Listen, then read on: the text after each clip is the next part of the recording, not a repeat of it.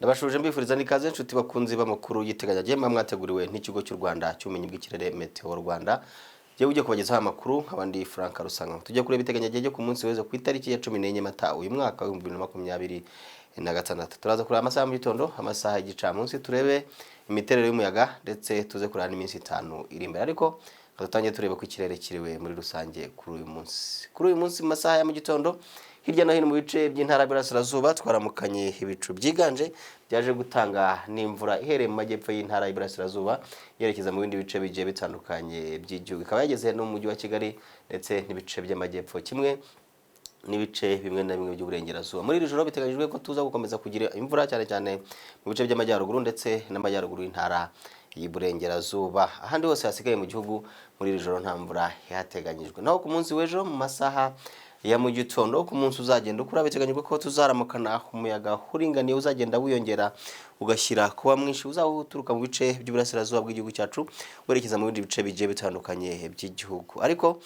cyane cyane uzabuturuka mu majyepfo y'intara y'Iburasirazuba bw'igihugu cyacu. Biteganyijwe ko umuyaga uzabuhere ndetse uzatuma tugira n'imvura cyane cyane mu bice by'intara y'amajyepfo. Uko turere twose tw'intara y'amajyepfo hateganyijwe yo imvura ku munsi w'ejo masaha ya mu gitondo. Naho mu ntara y'Uburengerazuba ho hateganyijwe imvura mu masaha ya mu gitondo mu karere ka Nyamasheke ndetse n'akarere ka Rusizi. Ahandi hose hasigaye hateganyijwe urunyurane rw'izuba n'ibicu. Ubushyuhe bwa hasi buteganyijwe muri iyo ntara buri hagati ya °C10 ndetse na °C17. °C10 ziteganyijwe mu karere ka Nyabihu muri iyo ntara, akaba ari naho hazaba hakonje cyane ugereranyije n'ahandi mu gihugu. Intara y'Amajyaruguru hose mu turere tugize iyo ntara hateganyijwe yo imvura mu masaha ya mu gitondo n'ubushyuhe bwo hasi buri hagati ya °C12 ndetse na °C15. Naho mu ntara y'Iburasirazuba yo hateganyijwe yo imvura cyane cyane mu majyepfo y'iyo ntara y'Iburasirazuba mu turere twa Kayonza, Rwamagana, Bugesera, Kirehe, Ngoma ndetse n'akarere ka Bugesera n'agakomojeho. Intara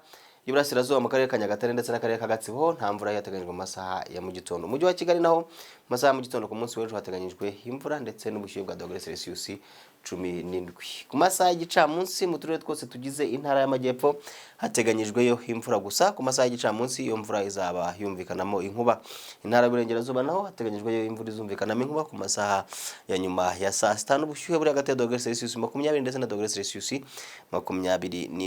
Intara y'Amajyaruguru nayo biteganyijwe ko ku masaha y'igicamunsi tuzakomeza kugira imvura mu turere twose tugize intara y'Amajyaruguru, gusa ku masaha y'igicamunsi biteganyijwe ko imvura tuzagira izaba yumvikanamo n'inkuba. Intara y'Iburasirazuba nayo mu turere twose tugize intara y'Iburasirazuba nyine biteganyijwe ko tuzagirayo imvura izumvikanamo inkuba ku masaha ya nyuma ya saa sita n'ubushyuhe bwo hejuru buzagera kuri €C27 mu karere ka Nyagatare, akaba ari naho hazapimwa ubushyuhe bwinshi ugereranyije n'ahandi mu gihugu. Mu mujyi wa Kigali naho ku masaha y'igicamunsi hateganyijwe ubushyuhe bwa €C25 ndetse n'imvura izumvikanamo inkuba.